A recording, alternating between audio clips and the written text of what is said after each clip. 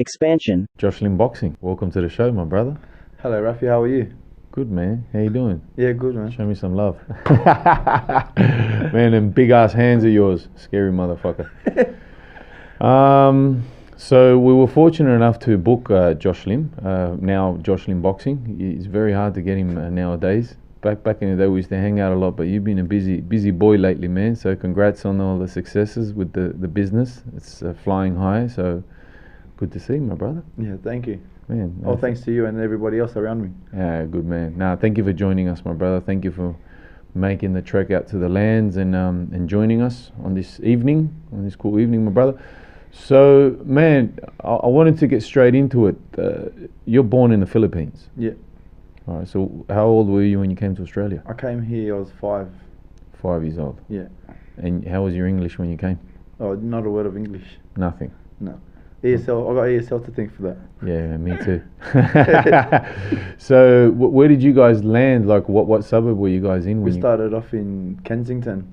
Oh, okay. And then my mum didn't really like the place because my dad bought everything from the op shop. Okay. And yeah, everything was ripped. All the beds were hospital beds, hospital grade freaking blankets. And then she Yeah. just didn't like it. She took us, I think we stayed in Kensington for like a month, and then she took us straight to Maroubra. We found a place in Maroubra, stayed there for 5 years, Uh-huh. and then got kicked out of that place, went to Nawi, and never saw the eastern suburbs again. Until I moved there. And you hung out there with me a fair bit. All right, so Nawi is obviously, where you still are to this day. Yeah. Nawi High? Yeah, Nawi High. Oh, Nawi High School. I did a portion of my primary school in Maroubra Bay Public. Yeah, of course. And Yeah. then the rest of it from year 4 to year 6 in Nawi Public, and then all of high school through Nawi High. Uh-huh, in the area, cuz. Yeah. And DJ Tickles went to the same school, right? Yeah, I remember he mentioned to me. Yeah. Any other, so Nico Sumia, did he go there too? Or? Yeah, him, Nico, a few of the other boys. Oh, okay. Yeah, we all went to that school. Oh, okay, a few cool, of the other man. boys. Nawi lads and that. Yeah. Oh, that's awesome, my brother. And I mean, I got a good idea overall about your life, because obviously we're brothers and we spent a lot of time together. We shared a cell together. Yeah. So we'll be talking a little bit about all of those things. But we crossed paths. Yeah. Late 90s, early 2000s. Yeah. All them crazy days with all the Urcha boys and all that crazy shit that was going on. What do you remember the most about those times, man? I mean, the clothes, the rides, the clubs. What take us back to those times, man, when we crossed paths. In our young years, maybe like 19, say 19, 20, it was still drink. 17, 18, 19 was still drink ups and stuff. But Yeah. then when we got to the clubs, I always used to remember, I used to see you weekly Yeah. at well, I first crossed paths with you because of Nick at his house. Mm. Then I thought, oh fuck, these are like different boys and hanging around. We were over there to do the La Familia stuff, no? Yeah, yeah. Yeah, in the early days. It Shout out was to you and DJ Pavel. Tickles, man. It was you and Pavel. Yeah, we used to go there, Pavel and Nathaniel, man. Yeah. That's right. Yeah, Tickles' home studio he had set up. Yeah. That's when we were kicking off La Familia. Yeah. Yeah. Yeah, I remember those. And just remember Daintree days, like Daintree seniors at Daintree, Yeah. and a few of the other clubs. I can't remember majority, but I was always there weekly at Daintree. Yeah. What were you doing for a living back then? Back then, I was still just working factory jobs. I was working at Kingsgrove as a storeman. Oh, okay. Yeah. And what point did you start the boxing, so the amateur boxing fights? How old were you when you did your first one? The first one was about 23, 24. Okay, so it's a little bit after that. Yeah, a little So bit after. 2000 and something. Yeah, but I still remember going to boxing. I started off boxing. I would have been still well in school because I used to remember catching a train to boxing after school. So I was still High catching- school. Yeah, high school. Okay, cool. And where was that at? At Kingsgrove, at the Lions Den. Oh, okay. Yeah. Well, that's a pretty well-known place, right? Yeah, yeah. I would stay there for a very long time. I made good friends with the trainer. Still friends with the trainer till now. So from 17 to now. Is that the older guy that you speak about every now and then? The Yeah. boxing trainer. What was his name? Joe LaFerla. Oh, shout out to Joe, man. Yeah. He planted a seed there, man. Yeah, and it stayed forever. Yeah, forever, man. Yeah. Yeah. Oh, that's awesome, brother. Because obviously, I mean, boxing has been a thing throughout, right? Like Yeah, for a big very part of long my time. life. Yeah, yeah. I never made it through the rankings and all that stuff, but I just it took my whole life would have revolved around it. I still remember till this day, as soon as I started boxing, every job I had to revolve around boxing. Yeah. Everything had to revolve around it, in the sense that I would never take a 9 to 5. I'll always take jobs that start from 7 to 3, 8 to 4, so that I could always make training. I didn't have any interest in doing any kind of 9 to 5 jobs, or any. Wasn't really taking any interest in climbing the ladder or getting anywhere in life with things, because I was really interested in training and boxing. Yeah. And yeah, all my jobs had to revolve around that, and for many years, you know. I'd never take a 9 to 5. I would always take something that started early, finish early, so I can get to the gym. Yeah. And that kind of, planted the seed for a very long time. It even sparked up the fact that I became a trainer out of it, because of it, you know. So. In those days, was there many like good fighters, like standout fighters around? Did you cross paths with, or train with, or see out training? Because I remember going to PCYC in Cabramatta, and you know, I remember a couple of standout guys. You know, like, is there anyone that comes to mind around that time? At the time when we were boxing, I was boxing with my good friend Shane Dolman and my other good friend Hussein Atui. They kind of they were there was other good fighters there, but I really looked up to Husk, because he was obviously one of my stablemates. Yeah. And he was just a gunfighter. He was pretty good. For the amateurs, he was still one of the best that I've seen in the amateur circuit. You know, because going around, for someone that only had bare minimum fights, and he had about, I think, 19 all up. But he already got to fight the Australian champion at a very early stage of his career. So, and plus, my trainer used to get pros into sparring as well, and stuff like that. So, and those were good times, right? Like those years, they were pretty straight and narrow and working, because the wheels fell off a little bit later on, and I want to get to that a little bit later or whenever. But those were like pretty straight, kind of just work, train, go out, girlfriend, normal kind of life, let's say, right? Normal Sydney life, yeah. Yeah, I was still working a factory job at the time. I was working at Marrickville. So full-time working a factory job in Marrickville, and full-time training. So after work, still go training. Yeah. Every day. Had a girlfriend at the time. It was no good, but yeah. Now, I guess the awesome thing about you, brother, is I would describe you very much as inspirational. Toughness is not about never falling. It's about how quickly or how good you get back up when you fall. Yeah. That's real toughness. And I don't think there's anyone that's never fallen. You get what I'm saying? There's a lot of people that have fallen and haven't gotten back up, but you've fallen a few times and you've got back up every time, you know. Yeah. And to see you where you are today, doing your thing with your own gym, you know, all these clients, influencing all of these people, you know, helping them all reach their fitness goals, their boxing, their self-defense goals, and, you know, losing weight and all these things, and even like teaching kids how to fight, which I think is awesome too, because I think a lot of people can train adults, but training kids is a whole different ball game, and even people with disabilities. That's why I say inspirational. It's like the word that comes up, and I know that I speak for some of the other brothers that know you and know your journey. I think I know your journey better than most, but you know, there's definitely a lot of light there, but there's some darkness there as well. Yeah. So somewhere around when did you start having those issues with drugs? I mean, I'm sure at the beginning it was like party stuff and a bit of drink and this and that, right? Yeah. Back when we were kids, I think it started with chulf, you know, marijuana and that. That was only a recreational thing. That was once a week. Yeah. And then 19, 20, just playing around with pills, but nothing serious. It's always just like a weekly thing, pop one, go to the club, have a laugh, have a drink, go home. But then around 23, 24, I started getting into harder drugs. Got into heroin for a little bit. Yeah. And that was probably one of my biggest downfalls. That was probably one of my biggest battles in life. And smoking, yeah? Yeah, smoking. Yeah, just guzzling, never shooting, right? Yeah, I'd never put a hole in my arm, but yeah. Yeah, I feel you. And was that like through a friend or a girlfriend, or how did that come about? Through an old friend of mine. He introduced it, kind of thing. Oh, okay. Yeah, that's how it came about. And that first hit was fucking gold, right? Yeah, it was just like yeah, it was not too bad. Like he was like, we were just in the car and casually like said, oh, let's go for a drive, and then from there said, yeah, no worries, you can have a smoke, whatever. Me thinking that it was truth. Yeah. I just said, yeah, no worries, do whatever. Yeah, I won't tell no one. Then we went for a drive, and then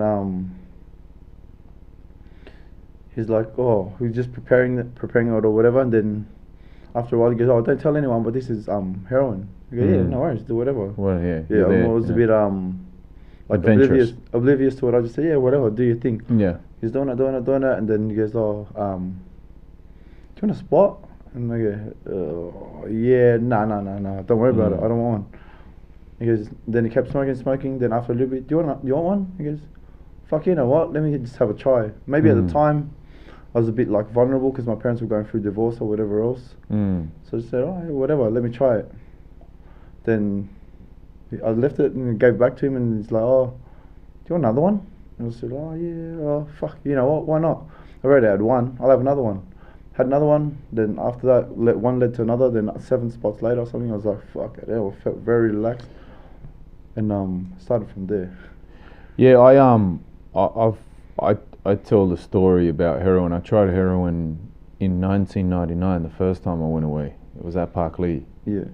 And there was so much drugs around. It was fucking insane. Plus, I'd been essentially supplying that jail for fucking months since the boys had gone in about 9 months before me. So when I got there, it was like a fucking welcome to whatever that was party, and you know, I was only there for like 3 months or something, and then I got bail. But in that period, at the beginning it was a bit of chuff, and then after a while, the boredom, they kept offering me, you know, spots, and I was like, nah. And then I was just watching everyone sort of chill, and you know, and it just becomes normal. Like everyone's doing it, that whole thing, right? And I remember the first night I was up on the top bunk with Lungi in the cell, and I puffed it, and it just fucking melted me on top of the bed. It was like I don't want to say the best feeling ever, but it was like I don't think I've ever been more relaxed in mind and in body. And in fact, it was so good that I knew then that I could never do it again. You understand what I'm saying? So I can imagine what it's like. Not I can imagine what it's like. I know what it's like. It's like an embrace, right? And I remember feeling warm and all of these things. And I actually totally understand how all these people get addicted to that drug. Yeah. So that begins a process, right, of many years of addiction. Yeah, I didn't think much of it at the time. It started off for me like every second day, like, yeah, start, stop, yes, no, up, down, no, I don't feel like it today. Feel like it today. Oh, I don't feel like it today. And even some of my friends were like, how the hell do you start and stop that thing? Okay, fuck, I don't know, brother, I don't feel like it today, and I was completely oblivious to it. Obviously, I didn't know, but who I was kicking along with. Then later on in life, like I start finding out, oh, this guy's been on it for 5 years. This guy's been on it all his life. This guy's been on it for 10 years. Yeah. Then I'm thinking, fuck, man, I'm like the kindergarten kid that's just been doing it for like a month or two. But then later on, before you know it, like after so many years, it started off from every second day to every day to breakfast, lunch, and dinner. And then it becomes normal. After that, like after so many years, I'd even gone as far as not working anymore. Yeah. And then after not working anymore, started doing crime for it. And then, yeah, of course. You need the money. Shit's expensive. And then like my job became like a freaking part-time criminal almost, but full-time doing just dumb shit, which led me to jail afterwards. So. Yeah. So those, it's like 7 years, right? Yeah, close to 5 to 7 years. Yeah. Start, stop, up, down. Yeah. So then that leads you to going in. Yeah. In 2009, I went in for a little bit. 2009. That's right. And that's where we crossed paths. That's where we crossed paths. So quite funny because it was just funny to me because I don't know if I've ever told you, but like even when you went in and you used to refer me to all the barbers, I used to talk to you about these barbers. Then little did you know I was going to end up in jail just like you. But yeah. So it was, I used to talk to, I forgot his name now, the guy at Chalmers Street. Forgot the barber shop. But I used to always talk. Rahman. Yeah, Rahman. Yeah, I used to always talk to him about you and that. Yeah. Good man. And then later on. He's out west somewhere, man. He's in I think he's out Blacktown way now. He's written to me a couple of times, but a little bit far for me to go out just for a fade, you know. Yeah. So many good barbers around nowadays, right, compared to before. Yeah. But we're in Jurel now, so like 10 minutes away. Yeah, good point. 20. Yeah, not far. Yeah, you're not wrong, man. But well, man, you never know. I might end up heading out that way. But brother, so okay, cool. So I'll pick up the story from my side now. So I remember seeing you around at the time with the boys with John Ice, and I remember the Impreza. Yeah, they had that blue Impreza, and I remember seeing you through cousin Zenya as well, and you coming out and Tickles and all the boys, and then didn't see you again. Obviously, I went away and all that shit. Yeah. And many years into my lag, I was working at the clinic in MRRC. Yeah. And that's Silverwater Jail for those that don't know. Yeah. and I was on my way into the clinic, and they were doing the methadone run. You know that methadone's the heroin replacement drug. Yeah. And they used to bring in the groups, you know, and that's when I saw you. And I actually had to do a double take because number one, I hadn't fucking seen you forever, and I was sort of just, you know, doing these ones. But yeah, then I thought, fuck, what was the brother doing here with all these methadonians, you know? Yeah. And obviously I didn't bother saying, hey man, like what's wrong? I just say, hey man, you good, whatever, rah, rah, rah. Yeah. We were in different pods and stuff, and then we started writing letters to each other because we couldn't see each other. That's the thing in jail, you don't mix. Yeah. I was in 9 and you were in 12. And funny enough, it was funny, I didn't know, like at the time I was like, dude, I want to write.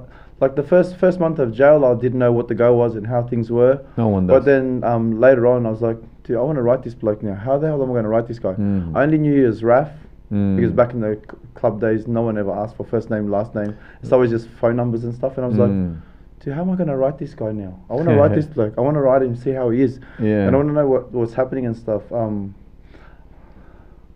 funny enough, after 2-3 months, I was cellies with what do you call that?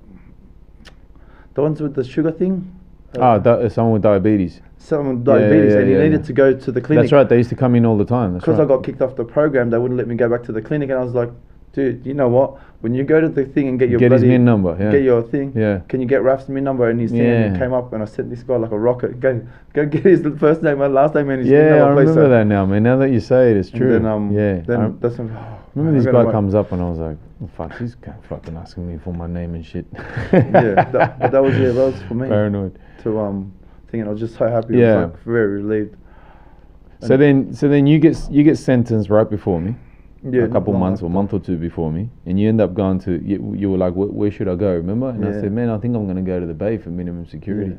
Yeah. I was thinking of my parents at the time when I was in jail, so they wanted to send me to Windsor. And I said, please, man, my parents are quite elderly and I'd just like to go to Long Bay. I didn't know if it was the right or wrong decision. And I just said, I'll bite the bullet and I don't care if it's a hard jail. But I remember writing to you about it, just about what I had heard about the Bay and stuff like that. And you should go there because I'm going to go there as well. By that time, I'd done 6.5 years in maximum. Yeah. Just under. And maximum security. And I was wanting to go that way for family reasons as well. Plus, I heard from a few boys that was pretty cool, and I had a couple of boys there too. So, so then you get sentenced. You write to me saying, "Yeah, man, place is cool. Come down." So then I'm like, "All right, cool. I'm gonna do it." So I got sentenced, resentenced, won my appeal and all that shit. Got resentenced, and I got classoed to the Bay, thankfully. And here we are. I arrive at the Bay. I was at the gym at the time. And you're like, I couldn't even believe my eyes. I was like, Yeah. what the hell is here? Yeah. Oh, what a big relief. Cause Yeah, of course. for anyone that doesn't Someone you know, yeah. someone you know, like just a big relief to Yeah, like have you there. that's right. Someone from outside, Yeah. knowing someone. Yeah. You know? And then we eventually we got a cell together. Yeah. We were cooking up together. Yeah, you kidnapped me from the freaking big Macedonian bloke. Yeah. That from guy used 16, from 16 yeah, it was to freaking massive. He used to snore his freaking way to sleep. And I was just grateful. Jail problems. Yeah, so we ended up going cellies, and we were cooking up. I used to get all that stuff from the cafeteria and shit, Yeah. and smuggling all the spices and stuff, and Yeah, because I was working outdoors. yeah, It's quite funny actually. Having the tractor and doing the ground maintenance, you know, Yeah. make it sound a little bit like Yeah. sophisticated. Yeah. I used to do ground maintenance, you know.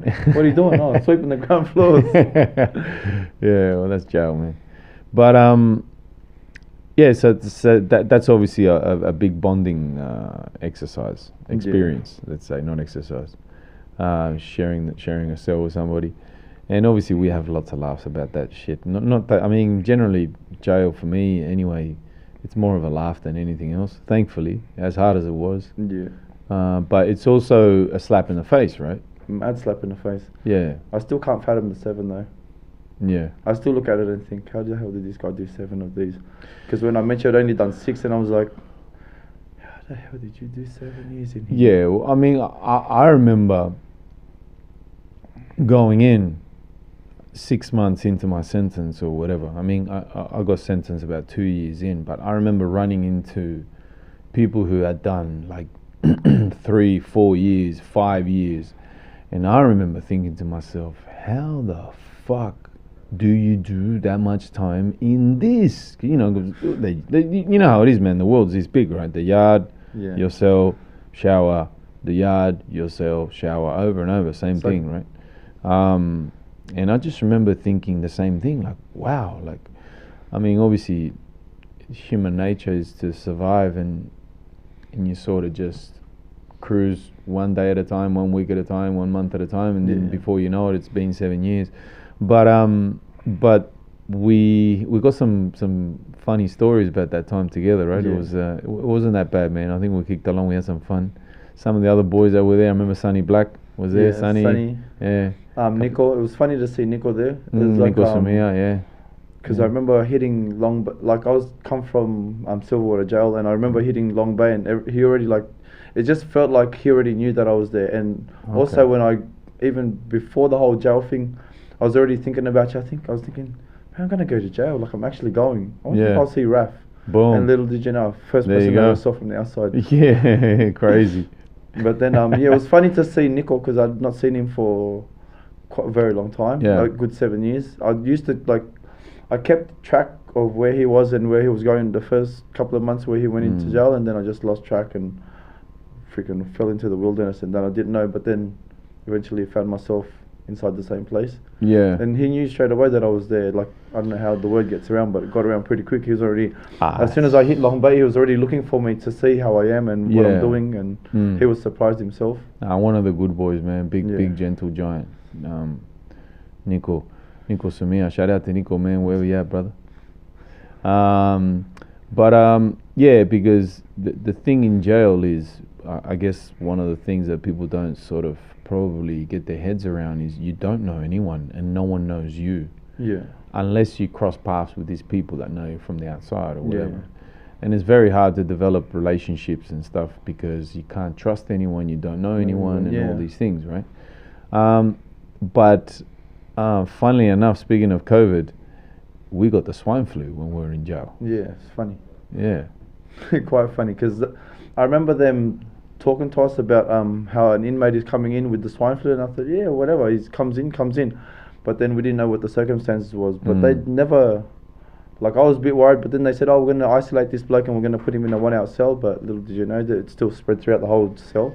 Yeah, I remember hearing something through the whole wing, you know. I remember hearing something that they were gonna put masks on all of us or some shit, or if you got symptoms, you got to wear a mask or something. But everyone was like, yeah, whatever. And it was like one nurse talking. It was like a nurse. Or what? How I can't remember who was it a speech at muster? Was it? I don't know, but they did give me a mask. But I just looked at the mask and thought, no, I'm not wearing this. Yeah. I don't care what anyone does. I'm gonna walk around the freaking wing with this on. So we're already 2 out in a cell. Yeah. You got the swine flu. Yeah, I ended up getting it. Like I was just feeling sick one day. And I ended up buzzing up or telling the screws that I was not feeling well, and then they put me in an observation cell. But then you came back. Yeah, I came back, and then I was like, "Oh, did you like give you anything?" Yeah, they gave me this massive tablet. I don't know what the hell it was. Made me feel better for the day, but then that was it. Yeah, no medication. Nothing. So you come back into the wing. You come back into the cell, and I remember for a day or two. You're pretty sick. But they didn't say to me that I had the swine flu. But then later on, finding out like a week later, I was dead sick too much. Yeah, and then I got it too. Obviously, we're in the cell together. Yeah. And I remember, being knocked out pretty badly, body, whatever. I remember the high fevers, and we couldn't really move. But that was it. Like very, very cold. And then I'll take the risk sometimes and go train, make myself feel better. And it felt mad training, but then come back, I was like, oh fuck, I wish I didn't train now. I'd still try and box, but then box real good, feel real good, and then come back smash. Like and crash. Collapse. And crash. I remember getting the shivers real bad, high fevers and stuff like that. But that was it. Like a couple Panadols and fuck off. You know. I was just grateful that I was tellies with you though. Yeah. Put one up there because I thought like this guy knows he's been here 7 years. I can survive with this sickness, you know. Yeah, and it was just like hot teas and whatever. Teas, and just rest. All the really. natural remedies. Just chop up some garlic and swallow that. Yeah, that's right. Yeah. But that's it. And another funny story is obviously we used to cook up all the time and rush to the grill after master, so we get the grill first before anybody for the eggs and all those little daily. Josh, when they call your name out, grab the grill, grab the eggs. Yeah, because everyone obviously jockeys for to be able to use whatever little things are around. To the eggs, protein. You got to get the protein. Oh no, man! Tell me about it. Yeah. That opening. But we had some epic feeds, man. Because obviously I used to get my hands on. Remember some chili flakes and the oils and things that boys used to sneak in and out of places and stuff, and even myself and yourself. Some funny stories there. But I often laugh because I went from being a drug smuggler to a food smuggler. A salt and spices smuggler. Yeah, even in Maxo, it was like we used to do some crazy shit just to get little bags of salt. Yeah. Because there was no salt in there, or like little bit of pepper. I'm talking like nothing, like a thumb. So yeah, that's where we come from. But so yeah, I mean, I remember going to sleep and talking to you about things and talking about girls and just like what boys do when they're bored in a cell and got nothing to do except dream and remember, right? Yeah. So you got out first? Yeah, 6 months before you did. Yeah. It was funny because at the time, as you know, we were like, even if we were friends from inside, like you still don't know how things will turn out. So I was like, I wonder what's going to happen when I get out, because obviously being a drug addict, I was a bit uncertain, like if we were going to be still mates, because you're good friends in jail, but you could go stage 1, go stage left, and I'll go stage right, and we never see each other again. But we're fortunate enough to be cellies and still be friends from till this day, man. Till this day. Yeah. So. And and when I got out, 2010.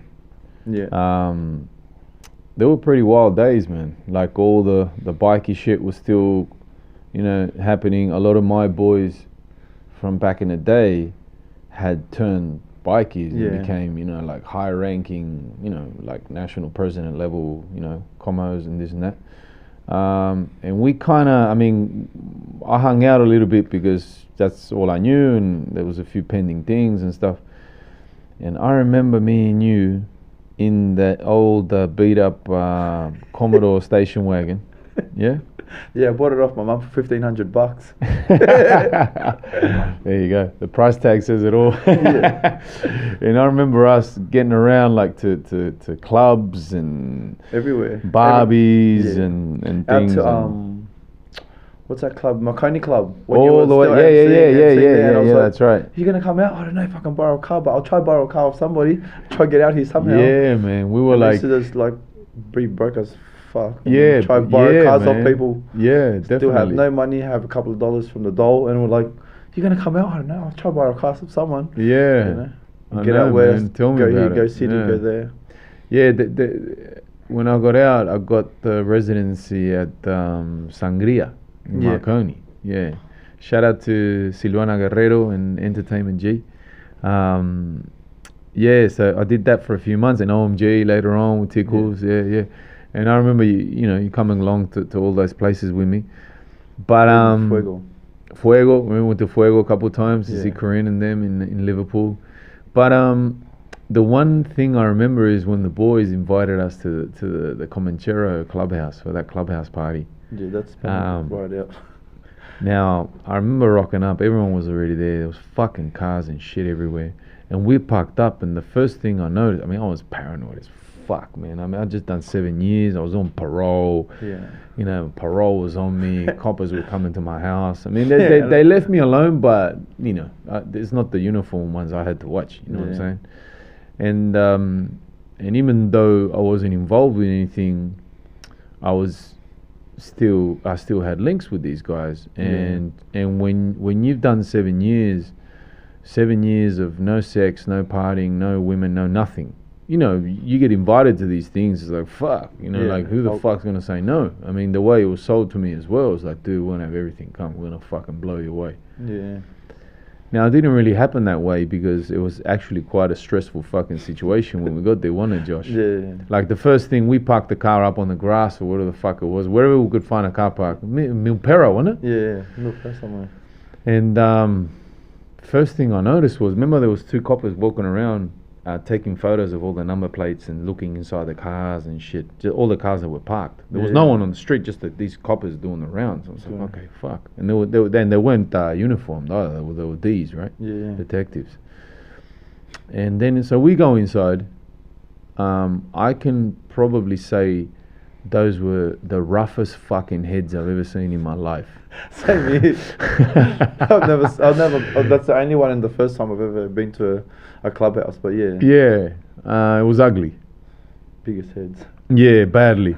And you know, they were doing their thing. They were doing the bikey thing. They had all those stripper chicks in there and all that shit. But anyway, I remember we did a few laps and we fucked off. It wasn't really the vibe. Plus, it was the weekend, so we knew we had like club places to go to. And I already had, you know, obviously everyone was like, come here, come there, you know, whatever. All the boys, the DJs, promoters and shit.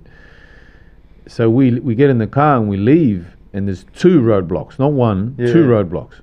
With coppers everywhere. It's so like the first one, of course, the first one, get out of the car, search, ID, you know, rah, what are you doing here, blah, blah, blah, yeah, this and that, search the car, get back in the car, drive 50 meters, and there's another roadblock, get out of the car, ID, search the car, pat you down, what are you doing here, blah, blah, blah. And I remember saying, what's happening? Like, those guys there already asked us all of this, and they say, "Oh no, we're." I think they said we're Raptor.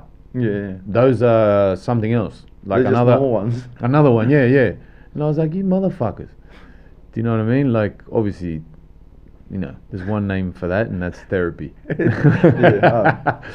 And you know, needless to say, they knew that there was a party on, and in those days they were really harassing the bikies, and he probably even more so, you know, Dax and the boys and all them, you know, because they were red hot at the time.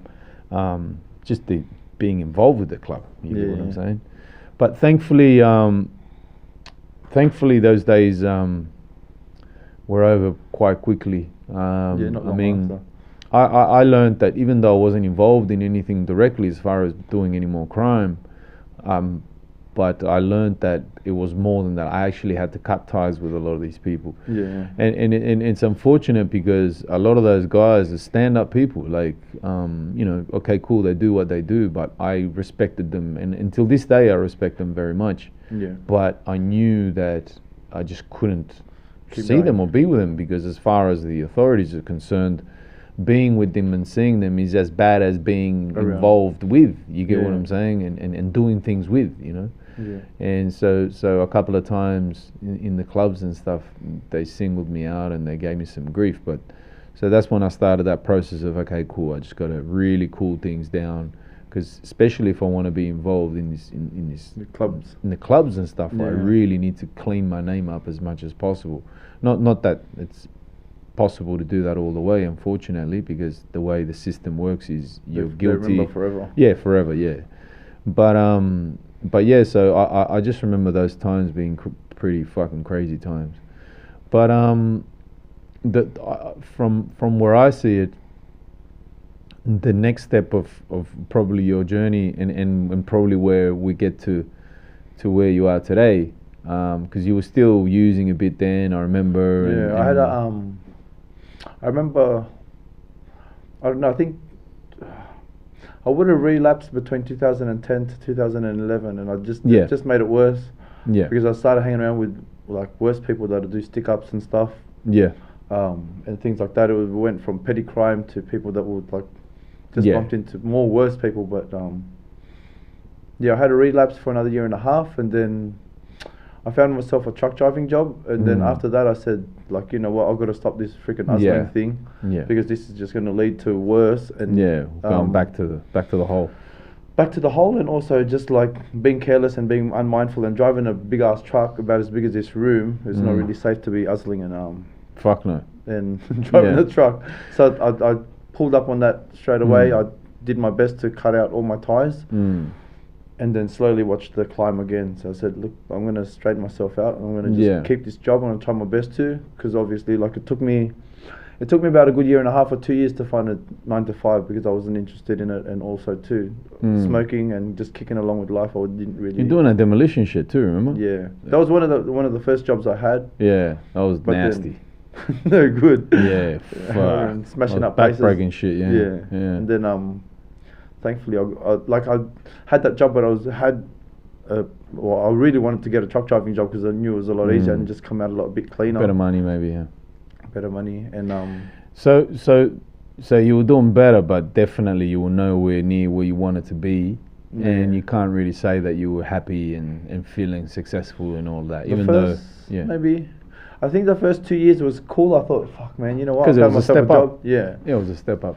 going from the dole, which was 445 a fortnight, to 650 a week, I felt like a millionaire, because I'd never had money in my life. And steady. I've never had money full stop, because I used to spend all my money on drugs.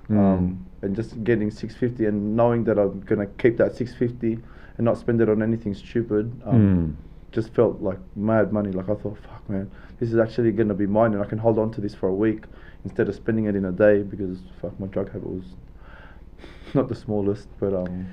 But eventually, so I'm starting to get myself together as well, and it's almost like parallel, without the drug abuse, but also with this big weight on my shoulders, having come out and all these things. So we're like climbing Climbing this slowly, thing, slowly, getting getting better. ourselves back out of the hole. Yeah. And I remember, you know, our conversations deepening more, and I was picking up a lot of wisdom and experience in business and stuff like that. And I remember you saying, start having conversations about, I want my own business too, and you know, I'm sick of the truck and I don't know what to do, and Ryan, correct me if I'm sort of missing anything here, but and then we had that big conversation one day where you were like, look man, I really want to do something, I don't know what to do, the fucking truck, because the health, you had the health issues are starting to creep in a little bit too, right? No, not yet.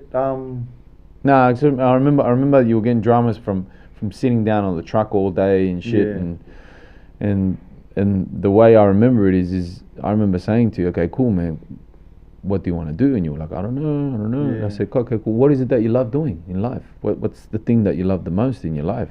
And you said to me, boxing. And I said, yeah, well, there's your answer. That's what you got to do. Yeah, I still remember to this day, you know, like we've had a lot of lengthy conversations, but I remember saying, like one day, you know what, I'm gonna like I remember still kicking along, had no job, no money, but I remember getting to Bondi Fitness first and standing up on that ring and saying, you know what, one day I'm gonna take my business here. Yeah. And then little did I know, I think someone advertised Jesse at the time. He was on Facebook and he advertised for a pad holder, and I was like, at the time I was working full-time truck driving, part-time hustling with Jason, one of my good friends, cleaning, and I just saw the advert and I just said, oh, you know what, they think maybe I can hold pads at these classes or whatever the hell it is. And I came up to Jesse's gym, which was at Legends Gym. Jesse Sanchez. Jesse Sanchez. Shout out to Jesse, man. Yeah, Jesse. One of the boys, one of the brothers. Yeah. Shout out to Jason too, man. And Jason at the time was helping me with the cleaning job. And then I went up to Jesse's gym and I was like, always up and down, like, can I come up? Or yeah, no, not today. Yeah, maybe today, this day. And then eventually we teed up and he said, oh, actually we've got somebody, but we'll give you a try. You know, we're not going to pay you anything. You're going to have to be self-employed and you can pay yourself and you can just teach out of here, out of the gym.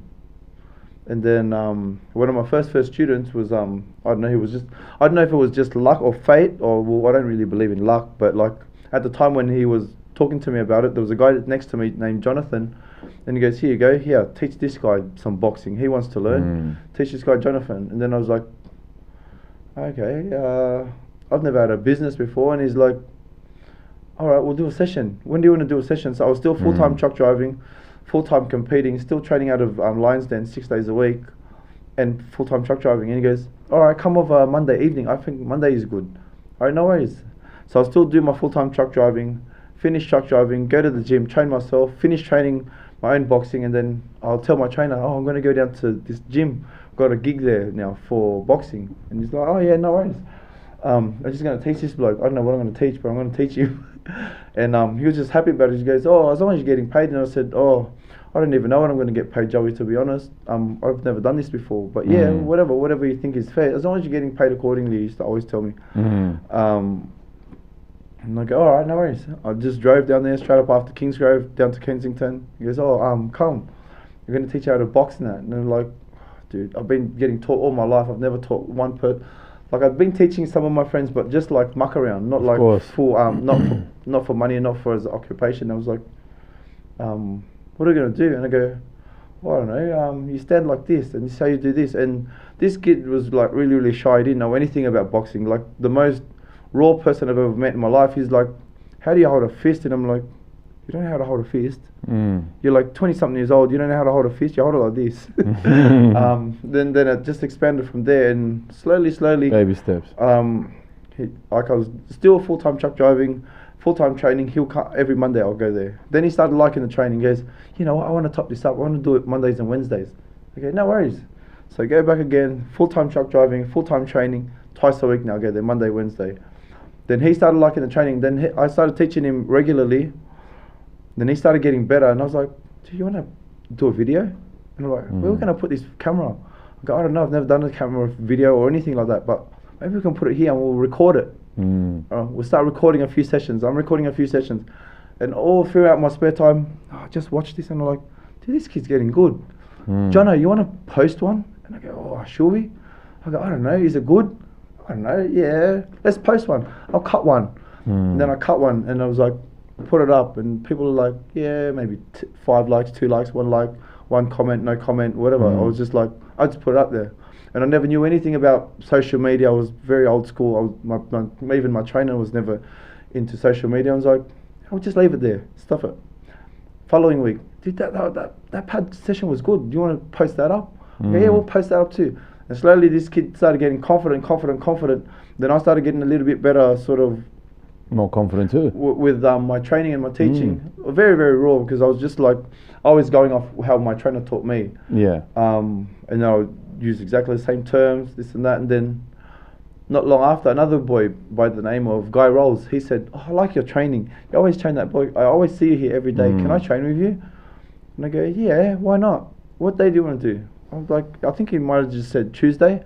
And I'm like, oh, this is mad. This guy goes Monday, Wednesday, and this guy's got Tuesday. Then it expanded from there, and then it pretty much started. What I remember from my side, I remember you reporting back to me about all these things, because I think in those days we used to see each other fucking every day nearly. Yeah.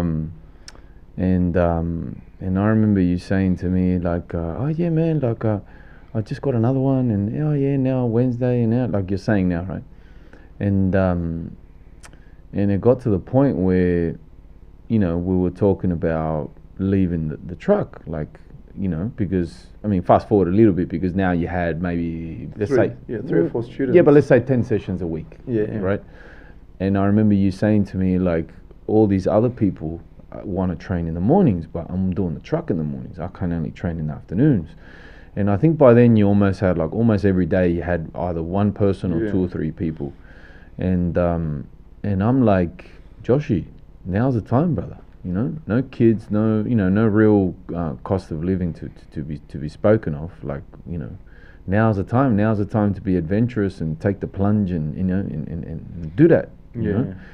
And it took some convincing, because obviously you had a worker's brain. You know, the worker's brain is 9 to 5. Yeah, you show up, you do what you got to do, you go home, and then you switch off, and then you know, the weekend you fuck off, and then Monday you come back to reality. That kind of thing. Not to discredit the workers of the world, but that's kind of like the, you know, how you compare. I was always and ahhing because it was like $1,000 a week, and I was like, you want me to quit this job?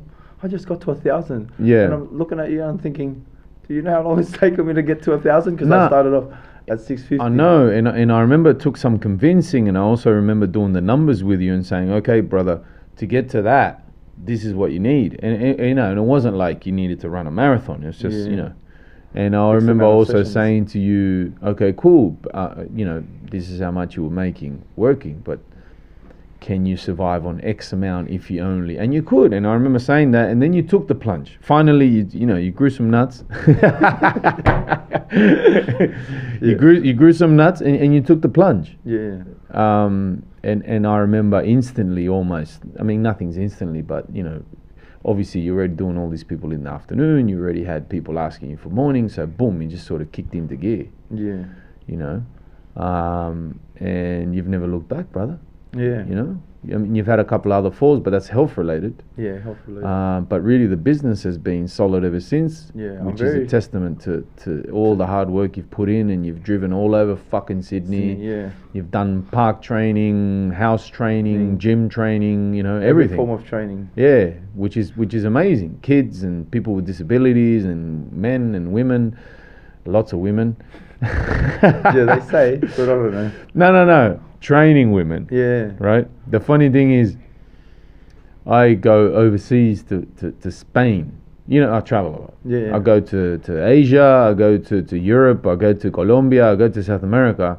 Yeah. Uruguay, I go to all these different places, and I'm like, yeah, because my boy Josh is a boxer. And they go, yeah, the Filipino one. Yeah. I go, yeah. They go, oh man, he takes photos with so many beautiful women. I'm like, yeah, that motherfucker. That's my boy. Yeah.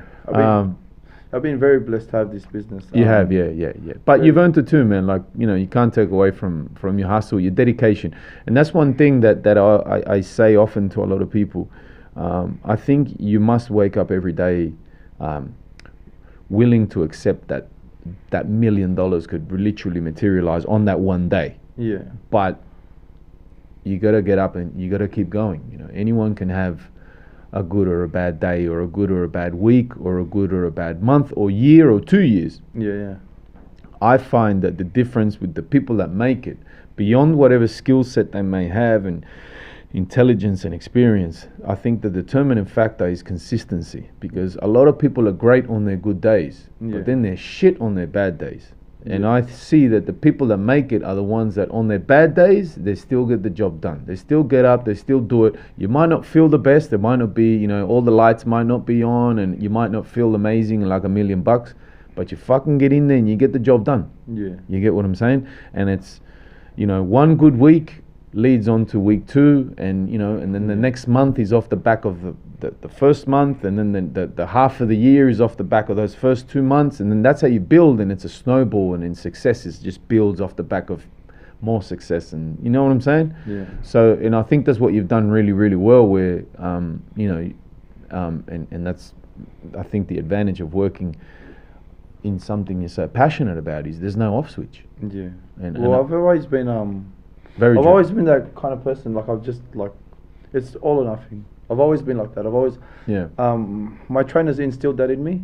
In Joe, like I remember still till this day, and I'll remember for the rest of my life. If I was training, I was putting in 90%. He'll always say, you know what, you don't feel like it today, pack up your stuff, go home. Tomorrow's another day.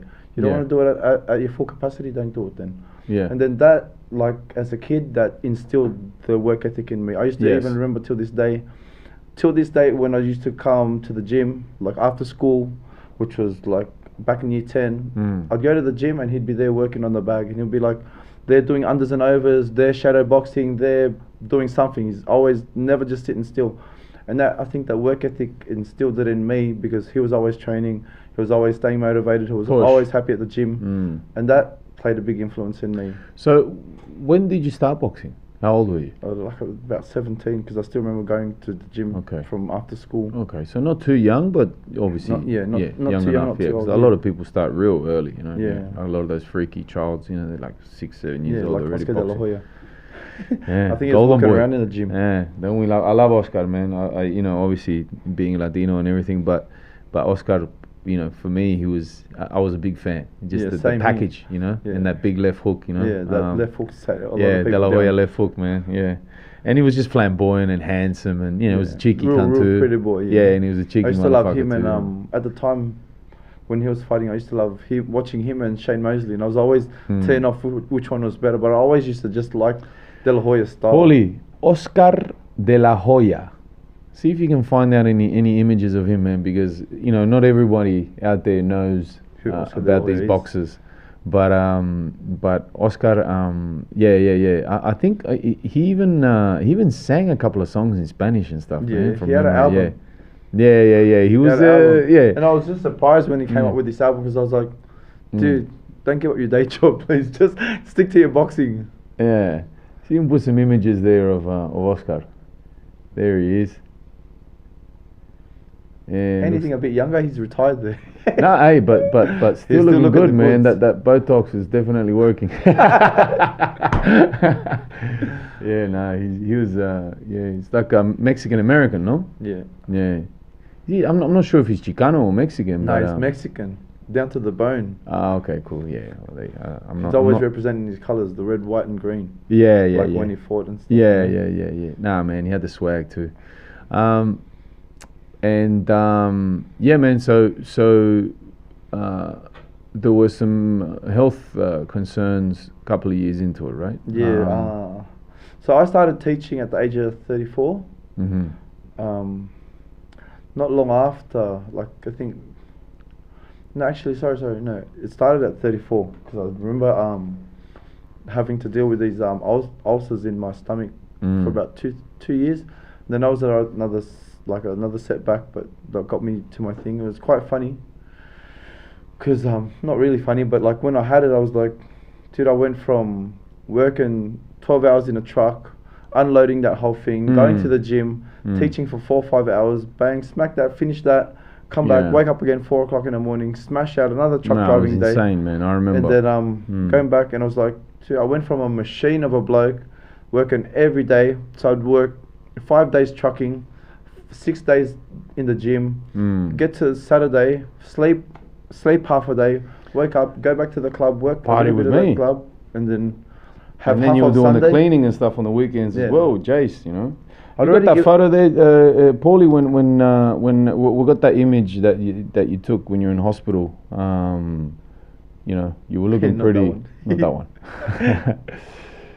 Yeah, there he is.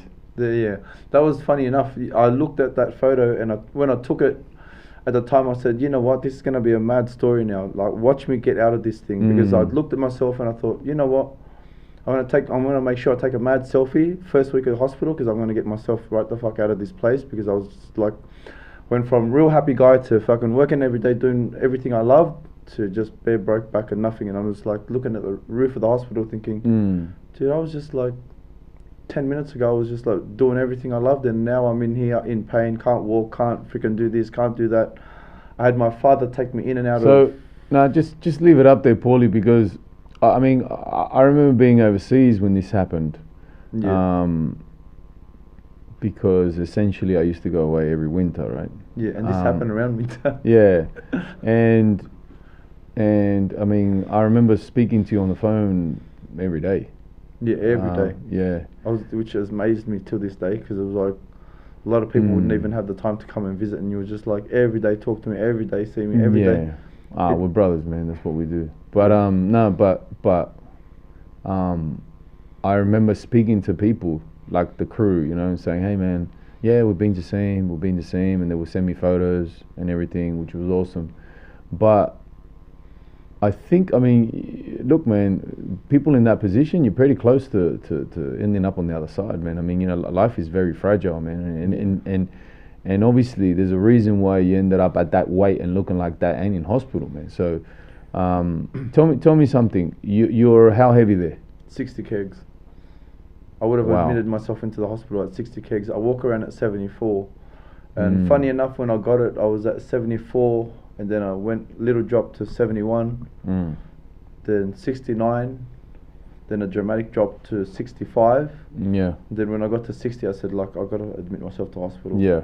And that's when I just said, like, I've had enough. I can't even walk around in public anymore because I'm just too tired, always exhausted, going from doctor to doctor. They didn't have any answers. Yeah. They were just like, try this, try that. Like, I was there, yeah, like, they don't give pig. a fuck. Yeah. I was like, yeah, here's your medicine, try that. Tried that for a week. Oh no, it didn't work. Okay, come back. I tried this. No, that didn't work. Yeah, come back. And it was just repeatedly. And then after a little while, I was just like, dude, I'm gonna tell the hospital my story, and then I'm gonna just admit myself. The hospital heard it, and they gave me a bed straight away. Yeah. And lucky. Yeah, funny enough. And it just goes to show sometimes you got to put your foot down with these, like with the health authorities and stuff. You know, it's a numbers game. They're very like, you know, wishy-washy. Yeah. So you were in hospital for how long? For a good month. Yeah, that's a long time, brother. Yeah, for a good month. But not just the hospital thing. I dealt with it for about a year and a half. Yeah, so, I remember that. Yeah. But and I remember the very low levels of energy, and you know, you sort of complaining and all that. Yeah. So that period kind of finishes, and we're talking what year now? I would have been 3 years ago, so about 37. I was about 37. 17. Yeah, 2017. Yeah. Around there, right? 2017, 19. Oh, 18. About 18. Yeah. And started getting better. And then, funny enough, I was like... And then you started the current run, because what happens is, obviously, you're self-employed at this time. Yeah. So you know, there's no sort of sick pay or anything like that. You're chewing up through your savings. You're stressing the fuck out because, you know, you're losing this big momentum business and everything that you built, and obviously you're not working, so you're not making money. If anything, you're eating up all your your savings. It's funny, I saved up so much. Oh well, I saved up enough money to keep myself unemployed for a little while. Yeah. And then I was like questioning myself at the time. I was like, dude, I'm like down to my last couple of thousand. Because that's the other thing too, brother. Obviously, to all the hustlers out there, man. You know, if you're going to be self-employed and whatever and run your own shit, you know, that's the risk you take. You know, with you don't have that safety net. Even though obviously potentially you could go on the unemployment or whatever, but that's like not even in a lot of people's realities. So then we begin this run. You know, like so I finished up being sick, and I was like, dude, I was like, oh, I'm not going to go back to truck driving now. I'm going to offer mornings and evenings again. Then it started off like, at the start it was quite rocky, because I was like, all right, I'm messaging people, cold calling a little bit, messaging people, hey, I'm back at training. And they're like, are you sure you want to come back to training? Are you sure you're going to go back to work? And sometimes I'd lose my shit, and I'm like, dude, I wouldn't ask you if, like, I'd get sarcastic with something and say, you know, like, frustrating, frustrating. I was like, I remember all of that, bro. I remember all of that. Eventually it started picking up slowly, and then it was back on. But then it was back on for morning and evening for me, and then from there it just... essentially, that's the start of the run to where you are now. Yeah. Okay, cool. Now, we've got a little video that we can show, but before we do that, Paulie, wake up. You awake, Paulie? Huh? Aye, Captain. See how long it took him to turn his fucking microphone on? Now, before you do that, we were talking about jail and all that. Did you have any questions about sex in jail or anything like that? No? No, I'm actually choked up about his comeback and how sick he was. Yeah. That was pretty emotional for me. Yeah, man, it's a definitely, like I was saying before, inspirational. But speaking of inspirational, man, we got this video that I remember pushing and hoping that we would make it happen, and even because this is with the brother Akaz, right? Yeah. So Arnold Akaz, AP Media, shout out to the brother, man. We love you. Big part of the Sydney fam, the circle, the network. He's been doing the video thing for a little while. We're just gonna watch it, bro. You mind? Yeah. So this is quite old, right? This is like 3-4 years ago.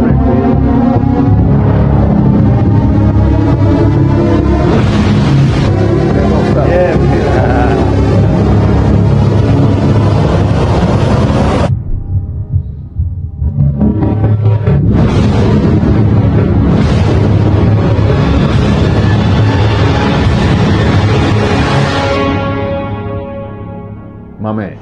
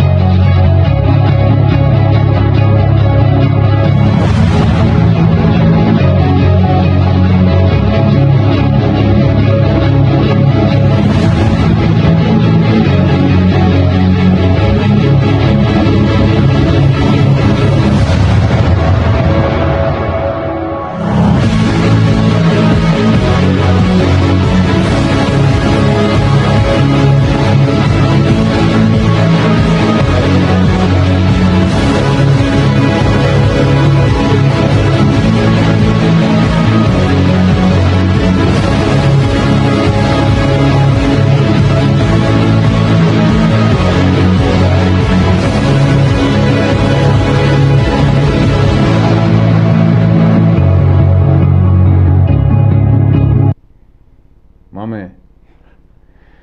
And why don't we play the next video that Josh made? The next video production. That was it. Oh, no, that's right. You haven't made one since then, have you, dickhead? But I'm about to make another one. I'm about to. Yeah. Come on, bro. What the fuck? Yeah, no, it's coming up. Oh, good, man. Yeah, Make it happen.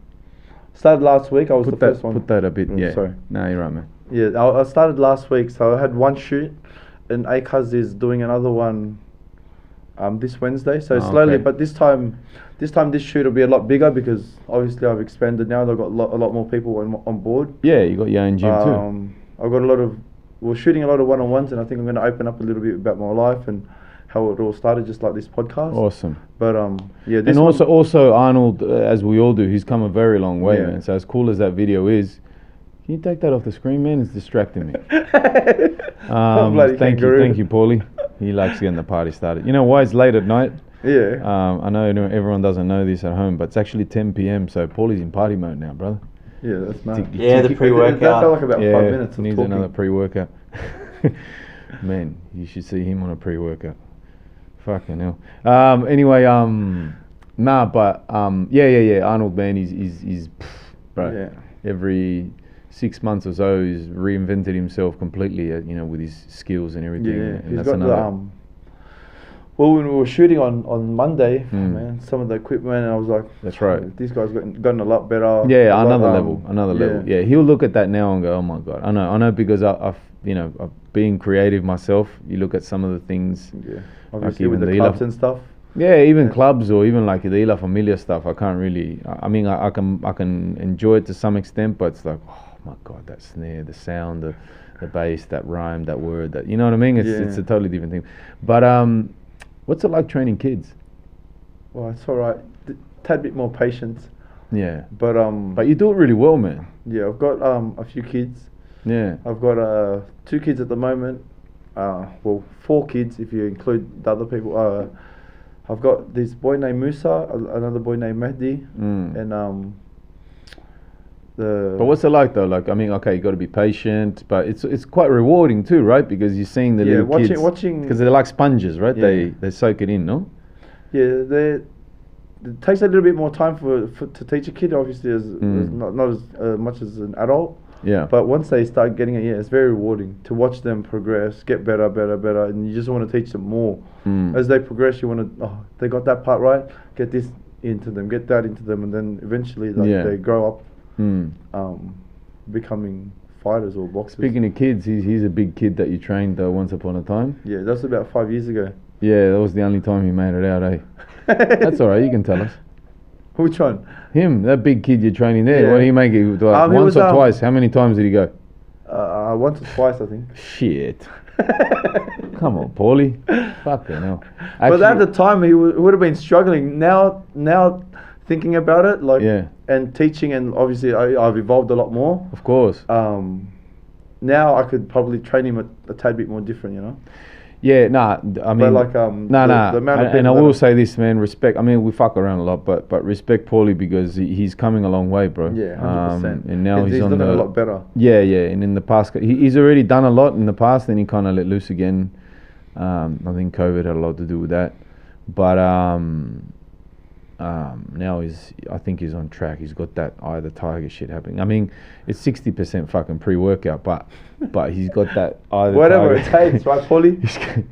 He's got that eye of the tiger shit happening. I mean, the other day he spun me out. We were somewhere, and he goes, oh look, he goes, this is really good for doing push-ups. And I was like, the fuck's this nigga doing? He was doing push-ups. I don't know, where were we, Paulie? We're at the live streamer in Wollongong. No, we're at a birthday. We're at a birthday. There you go. Oh wow. Yeah, random. And then yeah, man, the disability too thing. You've spoken to him about what's this fella's name again? Imran. Yeah, I remember you speaking about him and how inspirational it was to see him, you know, as bad as his situation is physically, still, you know, doing his thing and hitting the pad, and you know what I mean. That's pads and weights. Yeah, that's pretty cool, right? Yeah. And a challenge too, because he can only do a certain range of things, no? Yeah. Because he broke his back. Oh, sorry, he broke his neck. He broke his neck bodyboarding, like not bodyboarding, but body surfing. Yeah. And then but we trained for like 2-3 years. And then stop, start, on, off. Yeah.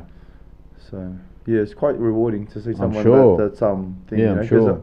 It inspired a lot of other people that are like not disabled to come and train. Yeah. Because obviously, if you see somebody in a wheelchair doing weights, doing boxing, doing this, doing that, you know, makes you think like, why can't I do that if I've never trained before? So, you're a full-time fitness boxing trainer. We had some conversations about maybe doing some business and opening up your own gym, and I was like, dude, you're fucking crazy. You don't know what you're talking about.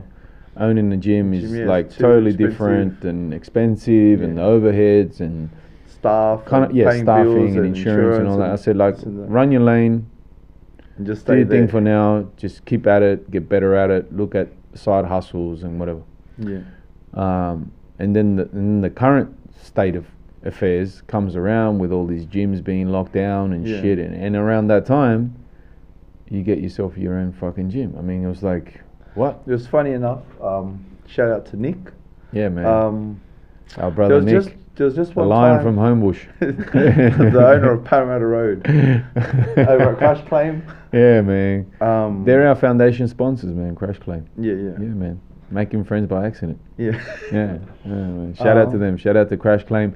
Shout out to Nick Karagianis, man. He's the man. And his family, beautiful family out there, man. We're going to have him on the podcast very soon, man. It's a super interesting, inspirational, what a story. And what a brother and what a man and what a brother to so many. Yeah, 100%.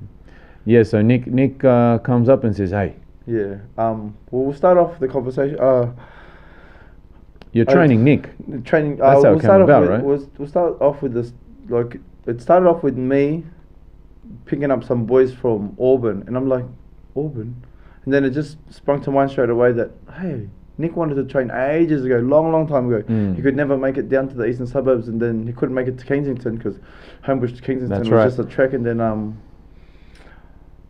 I said, oh, like, I'll hit this guy up and tell him that I'm around the area now, like I'm close to Auburn. And then that journey started 2 years ago, and then me and him used to always, like, obviously I didn't know him from a bar of soap, but then he threw himself straight into the deep end. He said, you know what, I like you. You come and train me 6 days a week, Yeah. and you train these boys too. They're going to come along, and you can train all of us 6 days a week. He didn't fight us around and say, I'll just train once or twice. He just said, you know what, hit us up. We're going to do Monday to Friday. We're going to train this amount of time and this amount of days. And then it just started from that. And then from there, obviously, seeing him every day, we developed a good friendship because from not knowing each other to seeing each other every day. That's right. Teaching him. Yeah. No, you were a big part in his transformation to where he's come from to where he is now, you know, and even, you know, the fight that he had and everything. But so through Nick. So after so many years, we got training, and then the big pandemic thing, whatever they're calling this Corona crap, happened, and the lockdowns happened. Bullshit. And then a whole bunch of lies, but. He was just like, Josh, I really can't make it down to Bondi Boxing today. I'm really short for time. Come train me in my yard. And I was like, we were going to train in the yard. And I was like, don't worry, just come. And we're always like, you know, we've come from nothing. So somehow we're going to make something happen. Yeah, no worries, Nick. I'll come down. I'll come down to the yard. He goes, just train me at the back, you know, just real quick. We'll do a 45 or an hour session, whatever time you have, you know. And funny enough, he goes, well, just train here. And I was like, came in, I was like, well, it's a bit dirty. I'm a bit embarrassed because this guy's like quite a nice guy. Like I didn't want to be like. You want to do your best. Yeah, do my best, and I just started sweeping up, and I was like, oh, we'll just train here, Nick. Come, we'll just do some noodles. Yeah. And we're doing noodles, doing pads, doing this, doing that, doing this, and I'm like, dude, what if we just clear this room a bit? Who's using this room, Nick? He's like, oh, nobody really. It's just like a spare room. I go, you're using it now. And I'm like, what about if we clear all these mattresses and stuff? He goes, you know what? That's a good idea. I'll get the workers and I'll get the people to come and clean this up a bit. And I'm like, oh, it looks clean now. And then I still kept coming there, and it's like, dude, this is quite convenient for me now. Just come here instead of when I can't come to Bondi Boxing or can't come to Waterloo, come here and we'll train here. And it was like, I don't know why. For some reason, it consecutively came around because obviously the Corona thing and everyone getting locked down. And then I just started training him there, and he was like, what about if we turn this into a little gym? And he's like, you know what, that's a good idea. Next thing you know, he boxing ring comes in. He goes to me, I've got a surprise for you. Boxing bags come in. Yeah, and they're all just, he sent some boys over to Central Coast or something. Central Coast or something with a truck. And he goes, I've got a surprise for you when you come in tomorrow. And I was like, I can already feel like, I think it's going to be like boxing stuff. Then bang, came down there the next day, all these second-hand bags, boxing ring, and I'm like, he goes, you put it together, right? And I'm like, gee, I'm not a handyman. I can teach you boxing, but far from it. but I'll learn how to put it together. And he goes, oh, don't worry, leave it to me. I'll find somebody. Then Typical. Bang, That's fucking Nick. He knows everyone and anyone. Yeah. And he found someone well enough, a carpenter, like a guy that does it for a living. And then bang, next thing you know, they put the bags up, they put the ring up. But it was still like very ghetto, the gym. It was like no paint, no nothing, very rustic kind of floor. Yeah, but still to go from that to that and then to the next thing. At the time when you had it, I remember you were like going crazy, rightfully so, you know, especially under the conditions we were in at the time in Sydney, you know, embarrassingly fucking locked down and shit. Yeah. But so now now you got your own place, which is awesome, and you've pimped it out a lot more, and I encourage everyone to check out you know, Jocelyn Boxing on Instagram and on Facebook, and you'll see all the videos and all the photos of Joshy there doing his thing with his minions. And you got all these other boxers kind of collabing with you now, and a lot of the Burwood boys are there, a lot of the Tongan boys, and BJ is going down there, and even Tickles is going down there as well, and so many people, all these people that you've touched and you're reaching out to and doing things with, and the awesome thing that I saw was, because I remember having this conversation with you many years ago, is that you get back what you put out. You know, and you've been very supportive of a lot of people. And it all came back. And it all come back. Funny and it continues to come back. Yeah, because you've had people come in and help you with the mirrors and the flooring and everything, pieces of equipment and referrals. And that's the beautiful thing. I mean, in life, we can all complain and speak about how bad shit is and, you know, complain. But ultimately, you know, you do the right thing by people. You know, do the right thing by you. And that whole thing about be the change you want to see. And of course you can focus on the negative. And of course, there's a lot of shit cunts out there. But if you focus on the positives and you stick with the right people and you surround yourself with the right people, you know, the results are there and the rewards are there to be reaped. And again, I come back to you. That's a testament to you, because many years ago that wasn't the case. You were surrounded by, you know, from your relationships to some of your, you know, so-called friends and whatever. They weren't really stand-up people. You get what I'm saying? And I very much look around you now and I see not only a totally different light around you, an aura and a presence and a confidence and a posture that wasn't there before. But again, you know, the people, the quality of the people, you know, the people that you're attracting and all the blessings and all of that. So full power to you, respect. I'm very proud, man, as your brother. I know in life, once upon a time, I was more of a big brother, but I think nowadays, you know, you've come up a long way, man, and I'm very happy about that. And I'm so proud to hear about all these people saying to me, like, oh wow, man, you know, Josh is fucking killing it. Oh, as I am with all of my brothers and all the boys and anyone doing well for that matter. So congrats, man. Thank you. Let's end the loving session. Man, I got a question for you. So, favorite boxer? Manny Pacquiao. Has to be Manny Pacquiao. Of course. Of course. For sure. Yeah. Of many boxers, he's been one of the standout ones. Yeah. In his division would be Manny Pacquiao, Mike Tyson, and Tyson. probably Costa Tszyu. My first three. Wow. You know, there's That's a lot your of top other three. Top three, but I like them because they played a big influence. You know, like their styles. Tszyu being Australian and everything. Being Australian and taking it to where he took it. Yep. And what about his son? His son, phenomenal. He's only just started. He's only still early in his early stages, but I think he will turn out to be a good fighter. He embarrassed Jeff Horn, right? The other day. Yeah. No good. I don't think Jeff Horn was there to fight that day. Yeah, I've heard that. Yeah. But I didn't see the fight. I saw you taking photos with fucking BJ and shit, watching the fight and everything. No invite, nothing. Cricket. Yeah, I feel bad. Yeah, so you should, cunt. But Tyson's comeback. Yeah, Tyson, he's coming back. I think it's a good thing. Yeah. Like to give a bit of a spruce. You know, a lot of people say that he's old, this and that, but man, just give the guy a friggin' second chance. He just wants to have a little crack. You know, like it's not nothing serious. I think it's gonna be an exhibition fight between him and Roy Jones. Quite interesting because the brawler versus the boxer again. Yeah, I you know, obviously I'm not a purist. I'm not an expert. I'm very much an outsider. But you know, generally speaking, I like sports and being fit and all that shit. So you know, whatever. But I like what's being floated around. I've heard some people say that it's almost like a seniors league thing that's almost developing. You know, because nowadays obviously the money's there, the platforms are there, and a lot of these guys with nutrition and you know and advances in training techniques and everything. You know, they can still withhold. You know, they can still hold.